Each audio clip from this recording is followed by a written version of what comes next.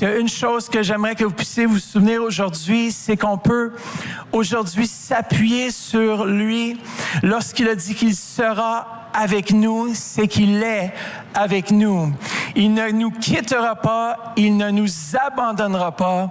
Il est là, ici, dans ce lieu. Il a dit quand 2 ou 3 sont réunis en mon nom, je suis quoi? Je suis là au milieu d'eux. Le Saint-Esprit est au milieu de nous. Et vous savez, souvent, on ne se rend pas compte qu'il est là. C'est comme l'ami invisible. Mais il promet d'être là. Et moi, j'aime placer ma foi dans l'œuvre accomplie. Ça veut dire qu'il dit qu'il est là et je crois qu'il est là. Et dans la même mesure qu'il est ici présent, c'est dans la même mesure qu'il désire nous guérir.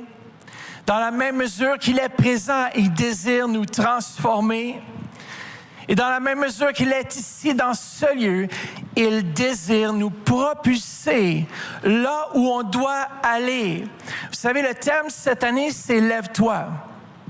Et le verset clé se retrouve dans Ésaïe 60 au verset 1, qui nous dit ceci, « Lève-toi, brille, car ta lumière arrive, et la gloire de l'Éternel se lève sur qui? Sur moi. » La gloire, qu'est-ce qui se lève? Ça dit, lève-toi, brille, mais c'est la gloire de l'Éternel qui se lève sur nous pour briller. Je ne peux rien faire par moi-même. Le message que j'apporte aujourd'hui peut être très bien préparé, mais l'action du Saint-Esprit détermine le résultat dans votre cœur. Et moi, je désire une Église qui se concentre non sur des messages phénoménaux. C'est sûr qu'on veut tout ça en tant que prédicateur. Ceux qui apportent la parole, on désire faire un « wow ». Mais j'aime mieux avoir un « wow » du Saint-Esprit dans votre vie qu'un « wow » théologique. Je veux que le Saint-Esprit se saisisse de vous ce matin afin de vous apporter là où vous ne pouvez pas aller vous-même. Le thème cette année, c'est « Lève-toi ». Et afin qu'on puisse se lever et être une lumière pour Dieu, on a absolument besoin de sa puissance.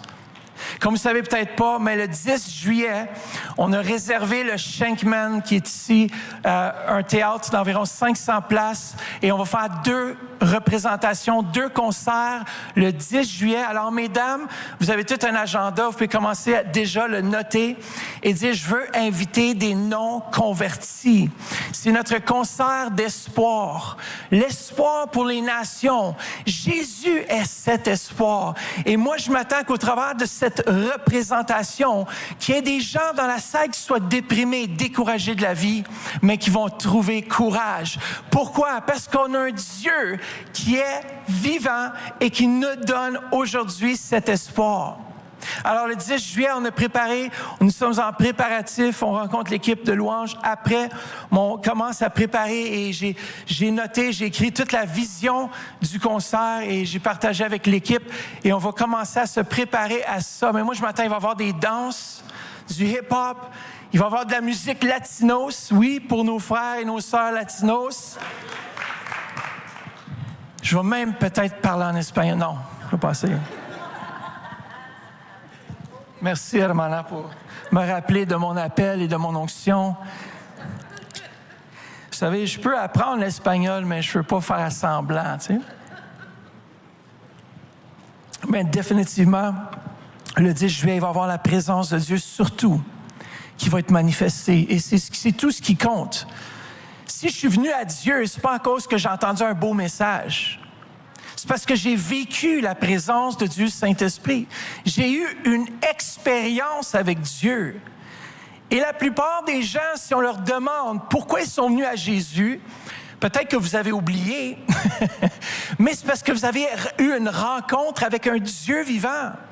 Et peut-être si vous n'avez pas eu cette rencontre ce matin, ce message est pour vous.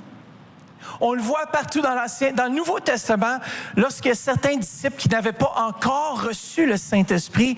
Mais moi, je prie pour vous ce matin que vous puissiez le recevoir avec force et puissance, que vous puissiez le recevoir, cette personne de la Trinité qui désire se manifester dans nos vies, qui désire être là, présent parmi nous. Pendant ce concert et pendant toute cette année, on veut vraiment se centrer sur les âmes. Dis à quelqu'un les âmes. Les âmes sont importantes parce qu'on vit dans des temps où la fin pourrait arriver à n'importe quel moment. Imaginez-vous si votre voisin que vous aimez bien, que vous avez déjà vu, vous avez peut-être passé du temps avec lui ou elle, et que demain matin, elle n'a pas accepté Jésus. Elle n'a pas fait du Seigneur Jésus son Seigneur, son Maître. Et que Dieu vient chercher l'Église. Est-ce qu'on s'en voudrait pas un peu quand même? De dire, j'ai eu plein d'occasions de parler de Jésus. Est-ce que je l'ai fait? Est-ce que j'ai été un témoin? Et j'aime beaucoup ce que Frédéric Godet dit, parce qu'on doit s'associer. Lorsque la lumière de l'Éternel se lève sur nous, c'est cette lumière qui va apporter la conviction dans les cœurs. Ce n'est pas un beau message ou un témoignage incroyable. Oui, c'est sûr que le témoignage aide, mais c'est surtout la présence de Dieu qui appuie ton témoignage. Dieu aime rendre témoignage de notre témoignage. Lorsque vous avez donné votre vie à Jésus, combien d'entre vous vous en souvenez du moment où vous avez donné votre vie à Jésus? Moi, je m'en souviens. Les choses ont changé. J'avais une différente vision. Mais ça prend l'assistance du Saint-Esprit et c'est pour ça que je prêche ce message ce matin sur être propulsé. Et Frédéric Godet nous dit qu'il faut faire passer des âmes de la mort à la vie est une opération dont Dieu s'est réservé le monopole. Pour que vous réussissiez à l'accomplir, il faut que Dieu lui-même s'associe à vous et vous prête sa force. C'est pour ça que j'ai chanté ni par force, ni par puissance. Ce matin, dans ma prédication, dans ce que j'entreprends même dans mon quotidien, dans ma carrière, dans ce que Dieu m'a appelé à faire, j'ai besoin de son assistance si je pourrais avoir de l'influence. Ah, ça, c'est bon, ça.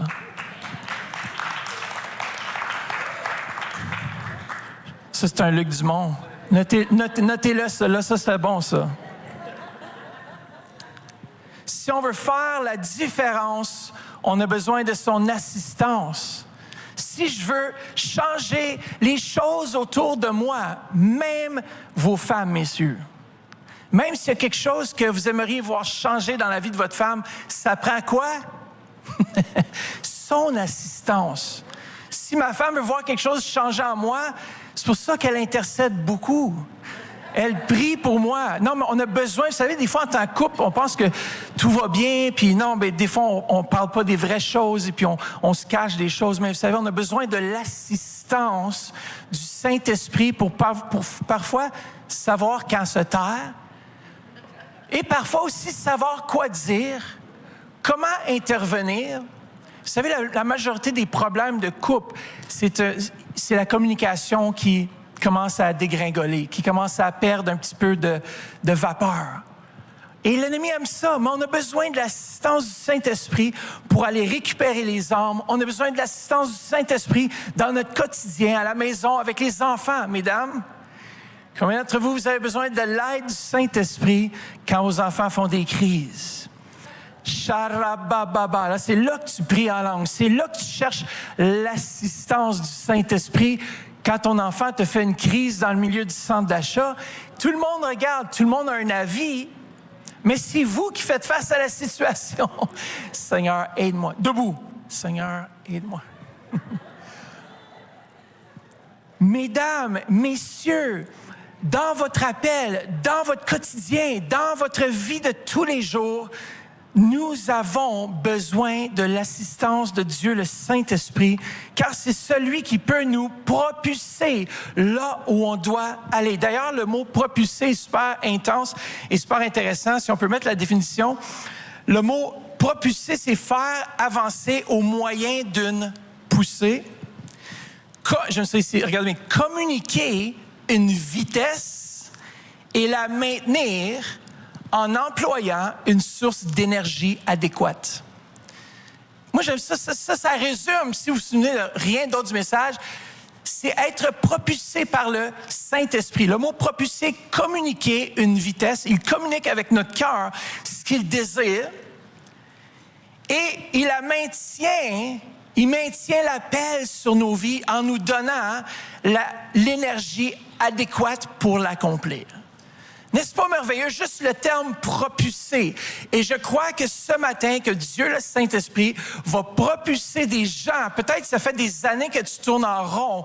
Tu essaies d'accomplir par toi-même. Peut-être qu'aujourd'hui, tu devrais te dire, j'ai besoin de l'aide du Saint-Esprit. J'ai besoin de l'aide du Saint-Esprit. Peut-être que tu essaies par tes propres forces. Peut-être que tu dis, je vais réussir telle entreprise et tu n'as pas été attentif à la voix de l'Esprit ou tu n'as pas écouté la voix de l'Esprit et tu t'es engagé dans une direction et là, les choses vont mal. Vous savez, c'est souvent quand les choses vont mal qu'on demande à Dieu de venir réparer nos erreurs.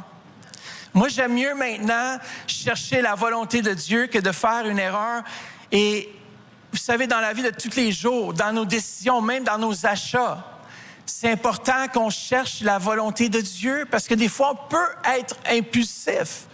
Combien d'entre vous, vous êtes peut-être un peu impulsif parfois? Il y a personne qui va lever la main, c'est personne d'impulsif ici, hein? Oh, la deal ne reviendra jamais! Puis là, dans ton cœur, tu sais, il y a quelque chose qui te tracasse. Il y a quelque chose qui ne va pas bien. Mais tu pousses pareil parce que tu veux le faire, tu veux l'accomplir. Et je comprends, des fois, il y a un désir de ne pas manquer une deal, un rabais. Mais est-ce que Dieu t'a appelé? Est-ce qu'il veut vraiment ça pour toi à ce moment ici? Souvent, c'est la même chose pour ceux qui sont appelés. Souvent, les gens disent, « Ah, je sais, je t'ai appelé au ministère. » Et demain matin, ils lâchent tout leur travail, ils lâchent tout. Et ils se lancent dans le ministère et ils disent, « Mais Dieu, qu'est-ce qui arrive? » Ce n'est pas que tu n'es pas appelé, c'est le timing de Dieu qui est important. C'est important d'avancer pas à pas et d'avancer dans le royaume de Dieu. Je me rappellerai, mes parents, je voulais qu'ils soient unis. Lorsqu'ils m'ont transmis l'Église, lorsqu'ils ont transféré l'autorité de l'Église, ma mère a dit, je pense que ce serait bon que tu sois pasteur senior à l'âge de 40 ans. Mon père, lui, c'est un fonceur. Il dit, non, il est prêt. Mais ma mère a dit non, à 40 ans, mon père avait 38 et demi, 39 ans, il dit, il est assez mature, tout ça. Et puis moi, j'ai dit, c'est quoi, je veux avancer lorsque vous deux, vous allez être unis. Quand vous allez être unis, ça veut dire, ça va être un signe que c'est la saison, que c'est le temps de l'Esprit. Et c'est exactement ce qu'on a fait à l'âge de 40 ans.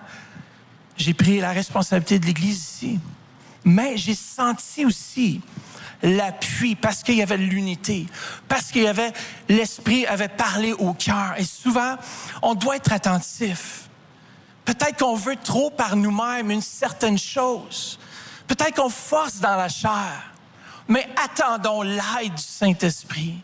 Si Dieu t'appelle, il va t'équiper. On dit toujours les ministères qui vous envoient des lettres SOS parce qu'ils sont en train de couler, mais laissez-les couler. Souvent, les ministères SOS n'étaient pas appelés d'exister au préalable. Il y a du monde, c'est des spécialistes SOS. Tu reçois une lettre chaque semaine. Aidez-nous, on va mourir, on n'a plus d'argent. Non, on doit continuer à voir, est-ce que c'était la volonté de Dieu que tu commences ce ministère? Parce que là où Dieu appelle, il pourvoit. Et dans nos vies, c'est la même chose. Si Dieu t'appelle à faire une certaine chose, il va pourvoir. Arrêtons de forcer dans la chair, hors timing, les choses que nous, on veut, sans être propulsés par le Saint-Esprit. Arrêtons de tordre la main de Dieu et de dire, Dieu, come on, je suis prêt là. Dieu sait quand nous sommes prêts et c'est le moment où est-ce que notre temps va arriver. Dis à quelqu'un, ton temps arrive bientôt, prépare-toi.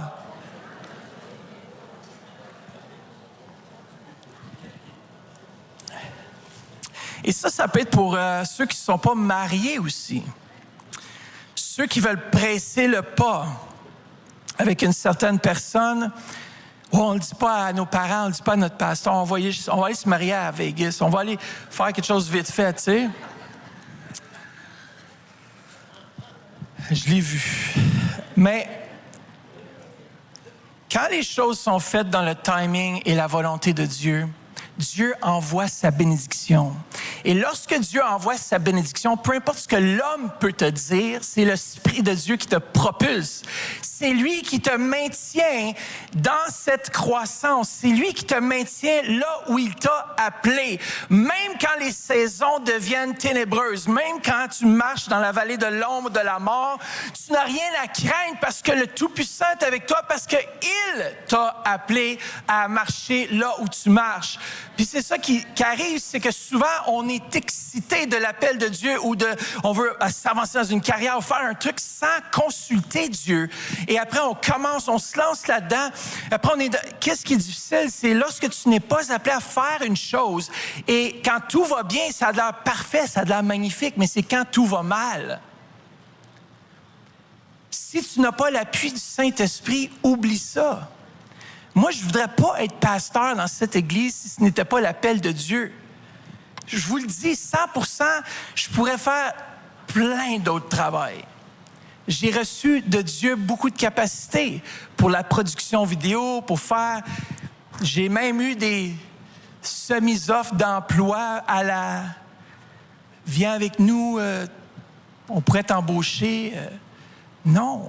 Est-ce que je suis l'appel ou le courant qui pourrait me prendre?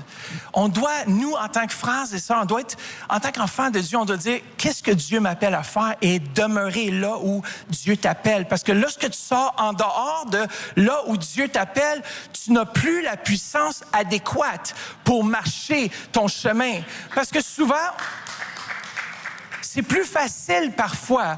On regarde quelqu'un qui a du succès, puis on dit, moi, je veux marcher comme ça, je veux avancer comme ça. Mais lui, il a peut-être un succès parce que Dieu l'a appelé à être là et c'est Dieu, Saint-Esprit, qui le propulse. Ça veut dire que c'est Dieu qui me parle, c'est Dieu qui me fait avancer, mais c'est aussi lui qui me fortifie, c'est lui qui me donne le courage. J'aime beaucoup les avions. Comme vous savez, les avions... Pour se propulser, l'avion aspire de l'air à l'avant et la rejette vers l'arrière. C'est un système de propulsion. Et après ça, il y a toute une autre technologie qui embarque pour que ça puisse se maintenir. Mais ultimement, il doit avoir un momentum, il doit avoir un petit momentum avant que l'air puisse rentrer dans les turbines et que ça puisse tourner et propulser l'air derrière. Mais nous, c'est la même chose. Dieu, Saint-Esprit, doit souffler dans notre vie si on veut être propulsé. De la même façon, on ne peut pas aller là où on doit aller sans l'assistance de Dieu, le Saint-Esprit. Et même, vous imaginez quoi? Je ne veux même pas y aller. C'est pour ça qu'aujourd'hui... Puis peut-être en tant qu'Église, vous allez commencer à comprendre la manière que je raisonne, c'est que je ne réponds pas en tant que leadership, en tant qu'ancien. Vous avez vu certains de nos anciens, en tant que leadership de l'Église, on ne répond pas aux besoins. On répond à l'appel. Qu'est-ce que Dieu nous appelle à faire? Qu'est-ce que Dieu désire qu'on puisse faire à propos de cette situation? Parce que tout le monde a des suggestions, tout le monde a un ministère, tout le monde veut faire telle ou telle chose. Mais qu'est-ce que Dieu nous appelle à faire? Et c'est ça, souvent, on manque le but parce qu'on ne cherche pas la volonté pleinement de Dieu.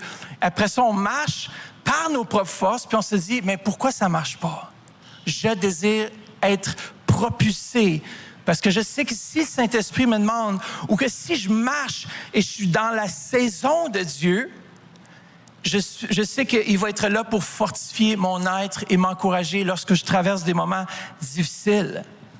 On peut faire des erreurs, c'est correct, mais j'aime mieux faire moins d'erreurs et ressentir vraiment l'appui du Saint-Esprit. Dans Exode chapitre 33, versets 14 et 15, on voit que même Moïse, responsable d'1 million dans un désert, imaginez-vous, il avait reçu l'appel. Et on a vu avec Luc Dumont, je crois qu'il parlait, il a eu l'appel, mais il n'a pas opéré dans le timing de Dieu. Il a tué un Égyptien. Il a dû passer un autre 40 ans dans le désert. Il avait fait sûrement une bonne chose, mais il le faisait avec sa force à lui. Il a tué lui-même l'Égyptien. Tandis que Dieu ne désirait pas ça. Il voulait qu'il puisse se retirer encore un autre 40 ans. Des fois, nos erreurs peuvent coûter. Des fois, nos erreurs peuvent nous mettre en arrière parce qu'on pense être... Moi, je dis toujours, par exemple, Il y a beaucoup de gens qui pensent être prêts pour le ministère. Tu dis, pasteur, choisis-moi. Je veux avancer, je sais que j'ai l'appel, je sais que c'est ça. Je dis, tant si longtemps que tu sais que tu es capable d'accomplir ton ministère, tu n'es pas prêt. Ça, c'est juste un petit tip pour ceux qui veulent aspirer au ministère. Dès que tu sais, tu dis, ah, là, je suis prêt, c'est que tu as encore des leçons à apprendre. Moi, le jour que je voulais tout abandonner, je disais, ah, boy, ça vaut-tu la peine? Le Seigneur est venu me visiter, il dit, parfait, je te veux justement là. Dans cette situation difficile où est-ce que je suis vidé de moi-même, vidé de mes propres capacités, vidé de qui je suis, ultimement, avec mes forces, je suis vidé de tout ce que j'ai, de tout ce qui, je pense, pourrait m'apporter là où Dieu veut m'amener. Je suis vidé carrément. Toutes les béquilles sont enlevées.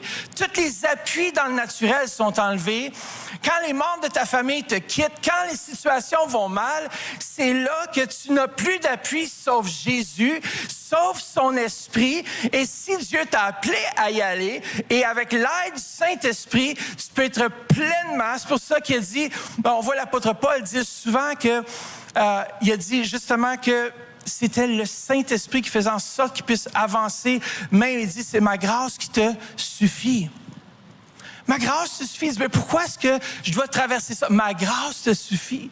Et chacun d'entre nous, on doit prier cette même prière que Moïse. L'Éternel répondit, je marcherai moi-même avec toi et je te donnerai du repos. Lorsque Dieu marche avec nous, on est dans le repos. On est dans le repos. Il peut y avoir la guerre, il peut y avoir des bruits, il peut y avoir toutes sortes de tumultes autour de nous, mais à l'intérieur de nous, il y a une paix qui surpasse toutes les circonstances. Pourquoi? Parce que tu sais que Dieu t'a appelé, Dieu t'a oint, et surtout le simple fait qu'il est avec toi, même quand tu te sens impuissant. Il est là avec toi. Dis à quelqu'un, il est avec toi, il est ici dans ce lieu.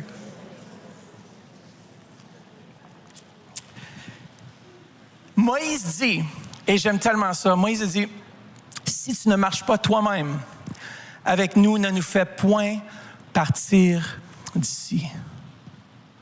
Est-ce qu'on est capable de dire la même chose dans toutes les situations de notre vie?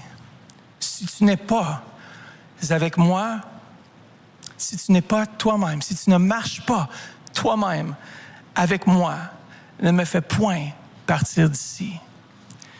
Si tu ne marches pas toi-même avec moi dans mon nouveau travail, ne me fais pas partir d'ici. Si tu ne marches pas devant moi dans cette situation, ne me fais pas partir d'ici. Seigneur, on a tellement besoin de ta présence. On a tellement besoin. Et moi, je prie que l'Église retrouve ce zèle et ce feu pour Dieu, le Saint-Esprit.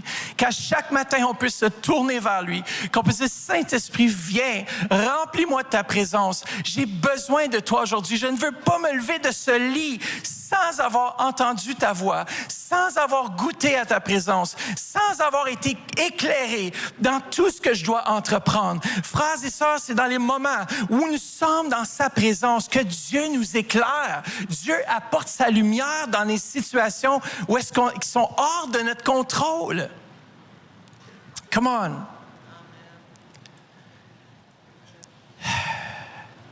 Acte 1:8 nous dit ceci.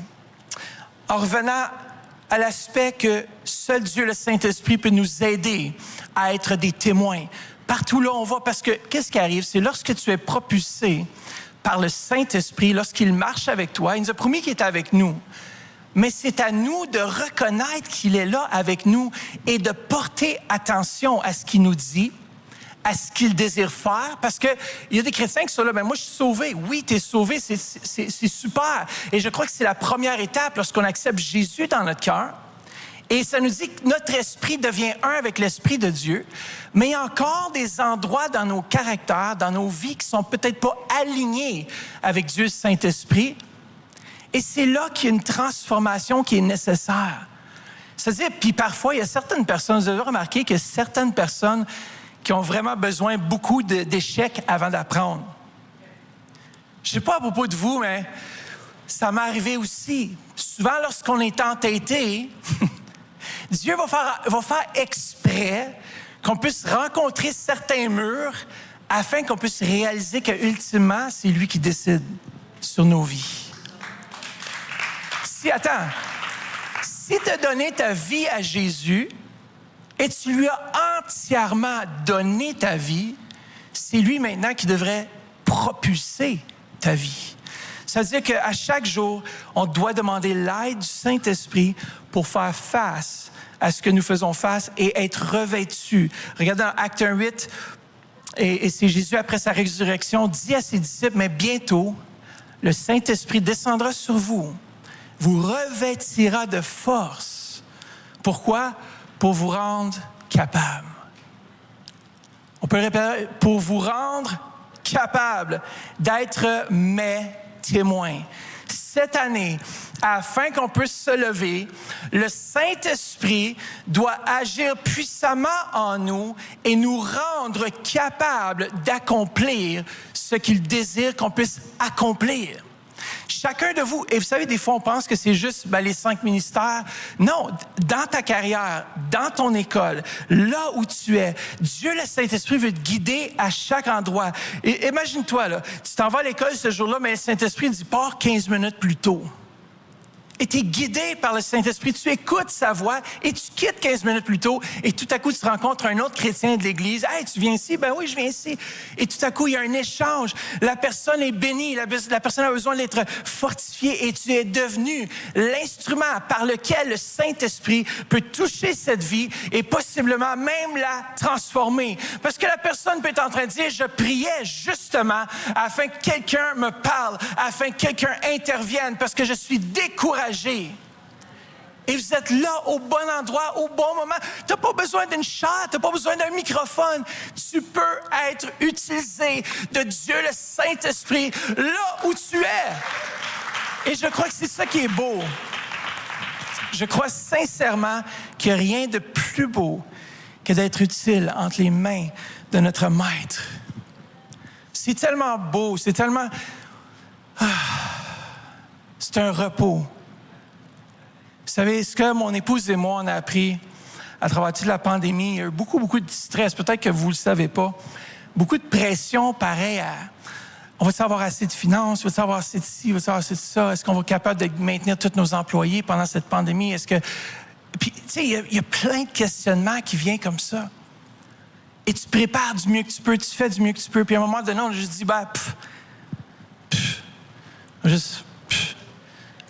quelqu'un t'appelle, pasteur, je veux quitter l'Église, je suis frustré. À un moment donné, pas en cause qu'on s'en fout. On va essayer de voir avec la personne qu'est-ce qui se passe dans ton cœur, pourquoi, et tout ça. Puis à un moment donné, on se disait, mais tu sais quoi? Nous, on marche, nous, on avance, on sait qu'on est dans les plans de Dieu, on sait qu'on marche dans la volonté de Dieu, on ressent son esprit, on ressent sa puissance, on ressent son action, on ressent qu'il nous apporte là où il désire. Et s'il n'y a pas tout le monde qui doit être là avec nous, mais j'aime mieux qu'il ne soit pas là. J'aime mieux marcher avec 20 qui sont avec moi à 100% que de marcher avec 100, avec la big joy, en tout cas, ça se parle, puis blablabla. Je veux qu'on puisse ensemble, dans l'unité, marcher, être sensible à la voix de l'Esprit, marcher ensemble. Vous savez, comme on a dit, je vais avoir 45 ans, je sais que je ne fais pas 45. La majorité du monde, je sais pas, là, qu'est-ce que tu penses, chérie? Alléluia, merci Seigneur Jésus. Avec tout ça, j'ai oublié ma pensée, mais avec le simple fait que on prend de l'âge, on vieillit, on voit nos enfants aussi grandir, nos enfants aller à l'université, nos enfants sortir de l'université, nos enfants trouver des emplois. Et on se dit, mon temps est limité. Et si je marche toute ma vie, selon seulement ce que je ressens, selon ce que je vois ou ce que je pense être la bonne chose, je peux faire des graves erreurs et manquer le but complètement. Le but que Dieu avait préétabli pour moi. Lorsque je m'entête à faire ce que Dieu ne m'a pas appelé à faire, il y a la confusion, il y a toutes sortes de choses qui viennent et moi, j'en veux pas. Moi, je marche dans le repos de l'esprit parce que je sais ce que Dieu m'appelle à faire et je continue à marcher avec sa puissance. Et dans votre vie, est-ce que vous savez ce que Dieu vous appelle à faire? Et ça n'a pas besoin d'être un ministère, nanana. Ça peut être le meilleur computer tech qui existe. Que tu puisses te rendre au plus haut niveau du gouvernement canadien dans la sécurité ou peu importe. Peut-être ton appel est là, parce qu'en haut là, il y a d'autres gens autour de toi que le pasteur ne pourra pas aller rejoindre, mais que toi, assis, en train de prendre un café, en train d'échanger, tout à coup, il dit « Man, je suis dépressif, ma femme veut me laisser. » Et toi, tu as la lumière de la gloire de l'Éternel qui se lève sur toi. Le Saint-Esprit commence à te saisir à l'intérieur. Et tu ne peux plus te retenir. Tu dis, moi, je crois en Jésus. Pourquoi j'ai dit ça? Ça vous est déjà arrivé d'être dans des situations où est-ce que tu mesures le poids de dire que tu es sauvé versus le résultat? Ça peut nous arriver. Et souvent, à mon travail, je dis, parce qu'il y en a qui ne sont pas sages. Il y en a qui utilisent tout le temps du travail pour lire leur Bible et évangéliser. Vous savez quoi? À la longue, tu vas perdre ton emploi parce que tu n'es pas engagé pour lire ta Bible. Tu vas faire ça dans ton temps off. Mais il faut mesurer, mais en même temps, il faut être alerte au Saint-Esprit, être à l'endroit où Dieu nous appelle à être. Parce que souvent, il y a beaucoup de chrétiens qui se culpabilisent parce qu'ils ne sont pas dans les 5 ministères, parce qu'ils ne sont pas dans un ministère quelconque dans l'Église, mais votre vrai ministère n'est peut-être pas au sein de l'Église. Peut-être que c'est à l'extérieur. Un avocat, par exemple, il va toucher d'autres avocats. Comment un politicien, merci Seigneur qu'on en a besoin des politiciens remplis de la présence de Dieu qui font une différence. On a besoin de prier pour ça, que l'Église se réveille, que ce n'est pas seulement dans les 4 murs de l'Église que ça se passe, mais que le Saint-Esprit nous a oints pour apporter une bonne nouvelle à ceux qui sont dans la maladie, à ceux qui sont à l'extérieur. Comment Dieu ne nous appelle pas à rester là, assis. « j'attends que le pasteur me demande de faire quelque chose. » Non! Lève-toi cette année. Fais un pas de foi. Qu'est-ce que Dieu t'appelle à faire? Fais-le avec tout ton cœur et tu vas voir des percées arriver dans ta vie. Come on! Il y a beaucoup aussi qui se trompent. J'aime beaucoup cette histoire que John Bevere raconte de cette femme qui arrive devant Dieu, qui dit « Qu'est-ce que tu as fait avec ta vie? » Puis c'est une évangéliste, elle a évangélisé, elle a amené des âmes au Seigneur et tout ça. Puis elle dit, mais Seigneur, j'ai servi, j'ai apporté des âmes au Seigneur, comme tu me l'as dit. Il dit, je t'ai jamais appelé à être un évangéliste. Je t'avais appelé à être une maman pour tes enfants. Parce qu'un de tes enfants était, lui, appelé à être un évangéliste. Il aurait touché des millions. Mais vu ton entêtement, puis vu que toi, tu as voulu faire ce que je t'ai pas appelé à faire, toutes ces âmes ne sont pas venues. Et souvent, peut-être, j'ai l'impression qu'on va se présenter devant Dieu un jour puis on n'aura pas vraiment répondu à l'appel. Moi, je vais arriver un jour devant le Seigneur étant confiant. Oui, c'est sûr, on fait des erreurs. On manque le but parfois. Mais c'est de demander à Dieu, aide-nous à accomplir et à marcher avec toi dans l'appel que tu mets sur ma vie. Il est notre carburant. J'ai une photo d'une belle voiture juste après ici. Vous savez, elle est super belle. Ça, c'est mon garage. Je voulais pas vous le dire. Je vais vous montrer ça. Alors, ça, c'est dans le garage à Laurence. Mais c'est pas dans mon garage, hein? Vous allez demander. Ça, c'est pour ça les offrandes spéciales. Ça, c'est la voiture à ma femme. Alors, si vous êtes un millionnaire sans ce lieu, puis le Seigneur vous met à cœur de semer pour mon épouse, on va pas dire non. On va juste peut-être pas venir à l'église, ça va faire trop parler. On n'est tellement pas dans le flash. Moi, je déteste. En tout cas, voulez-vous que je sois honnête avec vous ce matin? Dites l'apparence. Je ne suis pas un gars d'apparence. Si vous me voyez la semaine, là, je suis en train de traiter mes poules, caresser, ramasser les œufs. Vous savez ce que je veux dire? Mais à travers de tout ça, Dieu me parle. Tu me dis, voilà pourquoi je t'ai appelé à prendre soin des brebis. Qu'est-ce que tu prends soin de tes poules? Vous savez, on rit, mais il y en a qui ne sont même pas capables de prendre soin de leurs propres choses. Puis ils veulent entretenir la maison de Dieu. Ils veulent faire des choses. Leurs maisons sont à l'envers. C'est le chaos, la dispute avec les enfants. Ça va pas bien. Ils sont colériques. Ils se prennent au bec avec son épouse à tous les soirs. Puis ils disent, man, moi, je suis un homme de Dieu. Je suis appelé dans le ministère. Je veux servir Dieu. Mets ta maison en ordre. Mets tes choses en ordre. Viens à la thérapie par la prière. Sois libéré avant de vouloir servir. Parce que lorsque tu es libéré, lorsque Dieu parle à ton cœur qui te dit « Go, c'est le moment », tu ne sentiras pas. Tu vas dire « Je pense pas, je suis prêt ». Mais oui, le Saint-Esprit, lorsqu'il te oint, comme Moïse qui pensait plus être prêt après 40 ans au désert, Dieu dit maintenant, c'est le temps d'aller. Ouais, mais ma bouche, tout ça, je ne pas, c'est pas grave. C'est parfait. Tu es dans un endroit parfait, dans une situation parfaite. Seulement là. Alors, pour revenir à la belle voiture, c'est qu'elle est super belle.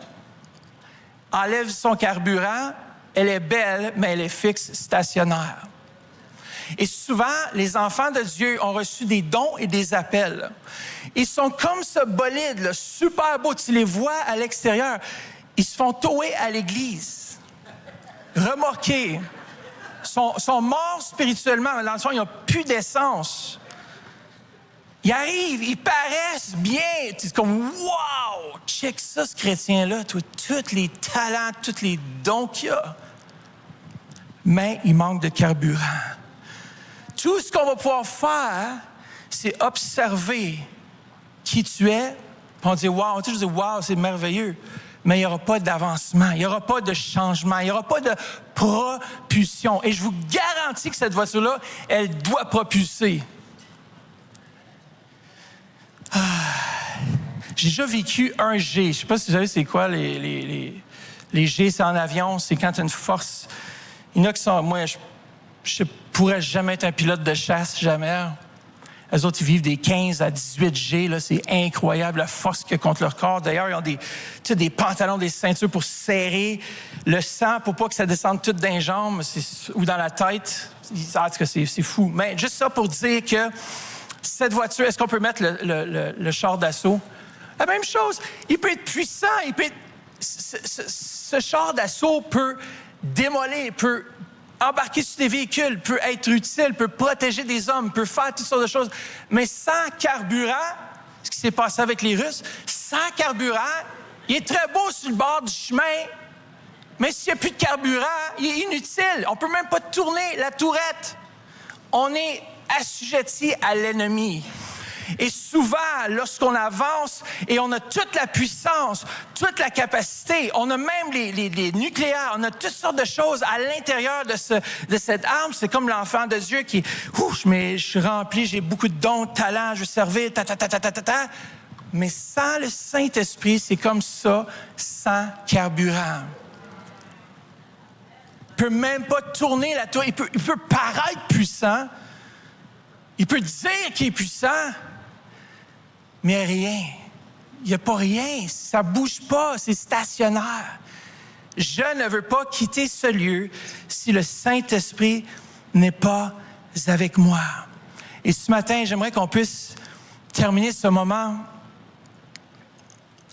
en regardant pourquoi est-ce qu'on voudrait être rempli du Saint-Esprit. Les bénéfices d'une vie remplie du Saint-Esprit, c'est le dernier point ce matin. Et la première des choses, c'est que le Saint-Esprit nous permet d'obéir et de suivre les lois et les instructions de Dieu. Avec l'aide du Saint-Esprit, je peux suivre ce que Dieu me demande de faire. Je peux avancer avec lui. Dans Ézéchiel 36, au verset 27, ça dit « C'est mon esprit que je mettrai en vous. Ainsi, je vous ferai suivre mes prescriptions, garder et respecter mes règles. » Sans l'Esprit de Dieu, on ne peut pas marcher dans la victoire. Deuxièmement, pourquoi est-ce qu'aujourd'hui même, on a besoin du Saint-Esprit? C'est que sa présence apporte la vie et la joie. Il y a beaucoup d'enfants de Dieu, là, ils ont perdu leur joie de vivre. Hein? Tu les regardes, puis dis, moi, je veux évangéliser. Tu dis, as-tu déjà peut-être pensé à évangéliser ton visage?